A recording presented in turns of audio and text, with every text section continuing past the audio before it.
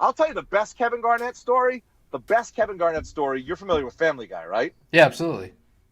Well, he was a huge Family Guy fan, and I was friendly with someone who works with Seth McFarlane. So I got Seth McFarlane into the locker room, and Seth MacFarlane's doing Stewie, he's doing Peter, he's doing all these voices. And Garnett walks out of the training room. We're at the Staples Center in Los Angeles. He walks out of the training room and goes, "You, get the fuck in here. Don't you fucking go anywhere." And he's screaming at Seth MacFarlane. He's swearing at Seth MacFarlane. "Don't you fucking go anywhere. You stay in here. You're going to make me laugh. Dance for me." And Seth MacFarlane's looking at me. I'm like, I barely know you. I know the other guy. I don't know you. I don't know why. I'm sorry. I'm used to it. I'm used to him yelling at me and swearing at me. I know you're not used to it. It's a little different. It's a little different for a man to walk into a locker room and have another man start F-bombing him left and right. But don't worry. He likes you. When he swears at you, trust me, he likes you. He wants you to be in here.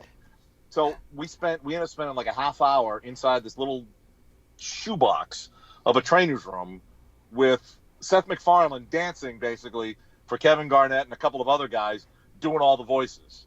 And Garnett, it was like friggin', I'd never seen him like it before. It was like Christmas for him. It was like Christmas morning because he was such a huge fan of Family Guy. He used to, I remember having a conversation with him about this one time.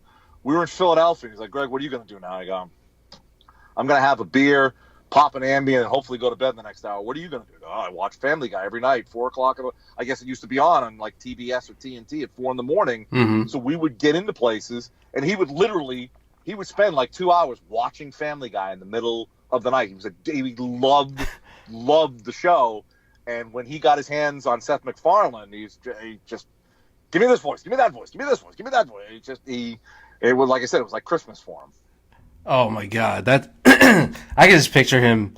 All right, now do Brian, motherfucker.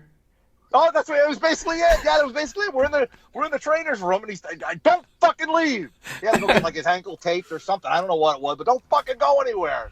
Seth MacFarlane's like, why is this gigantic? And Seth MacFarlane's not a sports fan, so I'm not even sure he knew Kevin Garnett. He might have known Garnett, but probably didn't know him that well.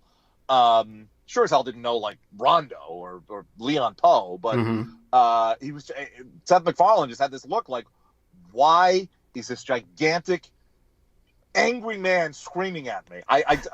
Why? He was as intimidated as I was, and I knew why Garnett was yelling at him.